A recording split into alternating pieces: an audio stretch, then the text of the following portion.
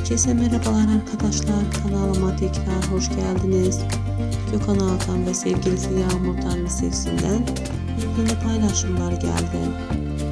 Sevgili Gökhan Alkan ve Yağmur Tanrısevsin güzel ve güzel aşk fotolarını kanalımda sık sık izlemek istiyorsanız videolarımı beğenmeyi ve like etmeyi unutmayın. Sizler için bu güzel çiftin en son paylaşımlarını sunacağım. Ayrılmaz çiftlerden olan izleyicilerinin merak ettiği Gökhan ve Yağmur'dan yepyeni paylaşımlar izlemeye devam edin. Hoşça kalın, mutlu kalın.